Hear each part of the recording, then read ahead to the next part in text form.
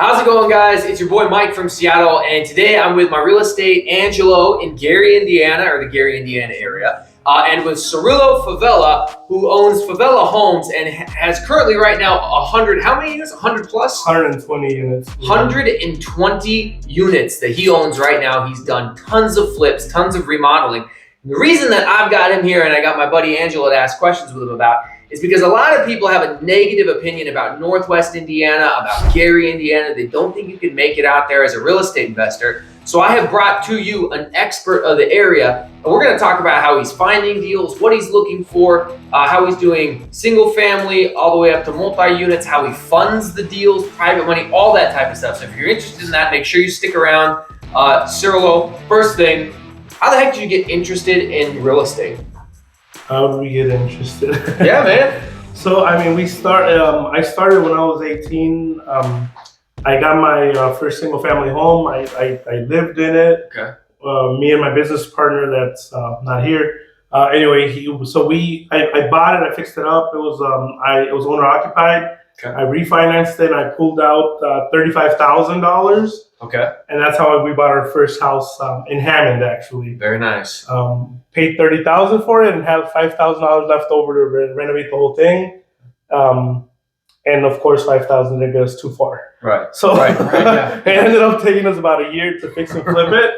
And we ended up making probably a good $30,000 on it. And the same thing, we just sold it, bought another one, and just kind of kept going from there. So 18 years old. Yes, sir. You get into that first property. Yes, sir. And you turn it into a flip, essentially. And actually, I lived in there while I was renovating it. So a little house hack action, sort of. And it was a big, probably like a 2,000 square foot home that I, of course, not knowing, I gutted it, and I didn't know how much money it was going to cost to, put it back together. Right. Learn the hard way, but So what was that feeling like when you finished the project? You made some money from it. What was your thought? You were like, "Oh yeah." I got hooked. I got hooked. Yeah. And like I said, my business partner and I, we've been since I was 18. So it's been 34 now. What year? When was this? Your first? This was probably, I want to say about right after the crash, like 2010 maybe. Okay. Yeah. Okay. So then, 2010. So it was a foreclosure actually. Okay. Yeah. Okay. So you started coming out of the last recession. Mm-hmm. You're taking advantage of cheap properties. Yep. Buying it, fixing it up, flipping it, taking the money. In Maryville. Here, okay. Yes. And then you put that into more. So so we know the first one. How do you scale over the last 10, 11 years to where you're at now? So just in the recent 3 years, we started actually YouTube, just kind of doing as much as I could.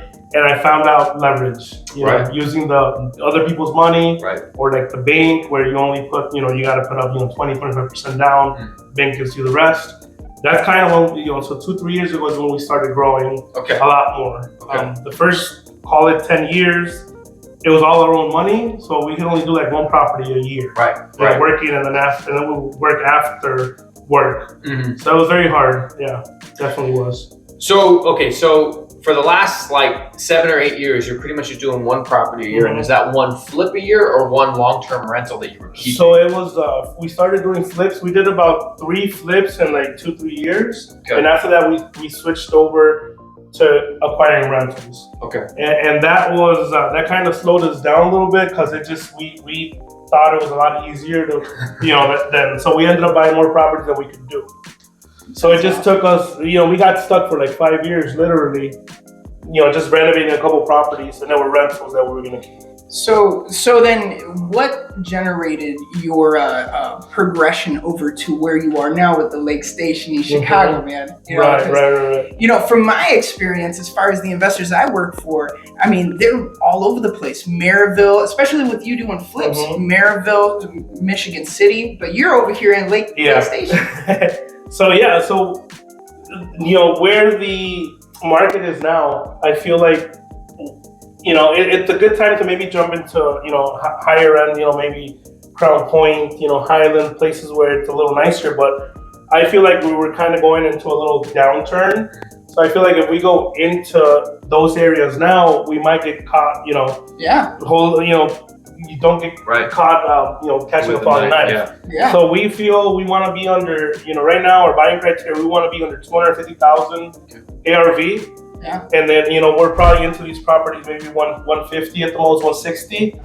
And then we could actually go, if for some reason we cannot sell the property, our exit strategy is to refinance it, put a tenant in place, and still have a low enough mortgage to where we could actually, cash flow a couple $100.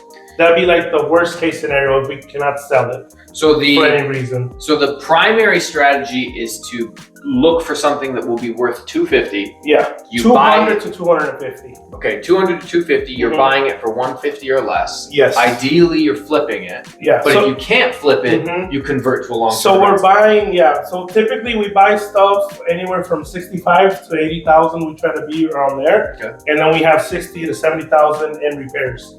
So they are pretty beat up, homes. Where all in, we're 150. Okay, so that's your all in, all in 150. That makes more sense. And then if we have to pay, and 150. And once we sell, we'll probably make, anywhere, after commissions, after paying interest, holding costs, utilities, we're probably making a good, 30 to 40,000 per flip is kind of where we're at. So what I would want to make sure that people listen to in that segment right there is, I thought initially he was saying he's buying for like 150 and then selling for 200 to 250, which means to the average person, they might hear, oh, that's a 50,000 spread or 100,000 spread. Okay, that's not a good enough spread. No. What he's actually doing is buying for 60, putting another 60 into it. So his all-in cost, holding costs, hard money costs, whatever they might be, total 150. And then he's aiming to sell for 200 to 250 so he can pick up 40, 50 to $100,000. And that is a much bigger spread. One of the worst things people do with the BRRRR strategy or with flipping houses is they don't have a big enough spread. Right. You got any good stories about ones that got you or anything like that? So I recently renovated a 4-unit apartment building in Griffith, Indiana. And we maybe bought it too high, but it just needed too much work. Okay. It needed too much work, and after we were all said and done, it appraised for lower than I thought it would. I hate that. So that one, and I know Mike talks about it a lot. Mike, and also Mike, the other Mike, what's Zuber. Yeah. So I did a cash-in refi. A cash-in refi. The worst refi. Cash-in. Good thing about it was only like $10,000 I had to put in. And I still got a low enough payment where I'm cash. It's a 4-unit building. I'm cash flowing probably about $1,200. That's pretty good. After everything. Yeah. So it's $300 a unit. Yeah. And tenants are paying down my mortgage. So Yeah. So let me ask a question. How are you sourcing these deals? Are you doing wholesalers or this on market, tax sales? So wholesalers right now a lot. That's awesome. A couple of years ago, I was able to find a couple of deals off the MLS that were on there for a long time that nobody was really looking at anymore, and I was able to negotiate them at a good price, for us at the time. And I've done, some. I haven't done any tax sales yet. I want to get into that, but I have done the sheriff sales, and I've gotten a couple there as well.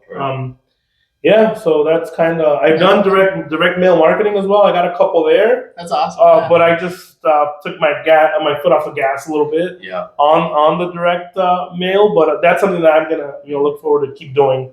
That's awesome. For sure. Awesome. Yeah. So you turned this into a company, Favela Homes. What does your company do? Is it just property management, acquisition, and remodel, or do you work with the public? What do you do? So so it's all we do is we'll buy properties, we'll fix them up, and we'll sell them off to end buyers. Normally it's your first time home buyer that property qualifies for FHA. That's all we do. And then we do buy apartments and we fix them up, and then the apartments we keep. The strategy we've been using is if it's we acquire a single family home, we try to sell it to make profit, to be able to buy more apartments. We buy duplexes up to 10 units. Our biggest asset is a 10 unit, a couple 10 units. Okay. So you're making product houses essentially, and after these investments, and you're selling them. That's awesome, man. So let me ask you: you said FHA approved? What about Section 8 and stuff? Are you qualifying them in different aspects? Yeah. So some of the rentals we do try to do Section 8 first, just because it is it's kind of guaranteed money. I mean, the tenant typically puts in a very small percentage of the rent, and with whatever we get from Section 8, we're able to cover the mortgage, all the expenses. So there is essentially whatever the tenant pays, it's just a portion of the cash flow. Awesome. So it's kind of, it is kind of guaranteed. And I've had a good experience with Section 8. They have inspections, but since we do try to do the best we can, it's really, it's newer homes. So tell us about your quality, because we're in your showroom right now, and I'm going to do some videos so people can see it. But you were telling me that this is the quality you're putting in your units. Yeah. Tell us about it. What do you usually put in your units? So we treat so like the single family homes, we treat them as if we were gonna at the end keep them as rentals. So we do LVP flooring, so the luxury vinyl planking is what we do on the flooring, just in case we end up keeping it as rental. We're not having to replace the carpets every year after they're all full of whatever they get full of. And then so the trim, basically we do the square trim just like this, just because it's much easier. Whatever you have on the casing is what you get on the floor. So as far as materials goes, you just buy one piece of that trim and that goes for everything. We're not having we're not having to go here and there. But it looks nice, and I'm going to do some videos so people can see it. But it looks nice. It looks professional. The flooring looks great. I love the gray LVP. This is what I just put in my triplex. Okay. Probably this exact same. Probably looks exactly the same from Home Depot. Home Depot, yes sir. Yeah. We try to keep the gray on the walls. We use the agreeable gray eggshell on the walls, and then ceilings are white, and trim and doors are always here. We used a stain, but we typically do white.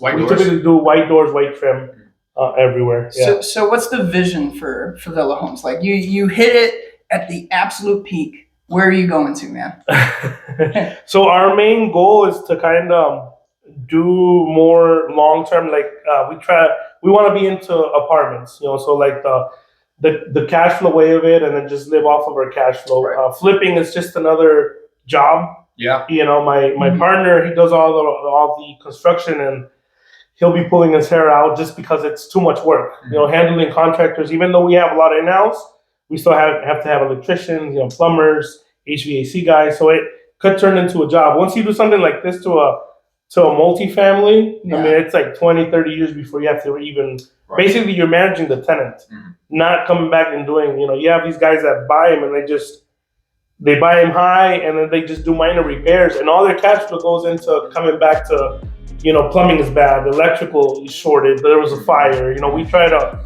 prevent all that up front, and that way we don't have, too much. Like I said, we have over 120 units, and really no calls. Yeah, nothing's bleeding. And we do self-manage as well. Right. We have someone we pay that kind of helps us with that, but it's all in-house. We self-manage. You're talking exactly like the lumberjack landlord. I feel like I'm a small version of him. Yeah, buy it, remodel it, self-manage it, put in good quality stuff so you don't get called back all the time. Not as smart as he is, but definitely try.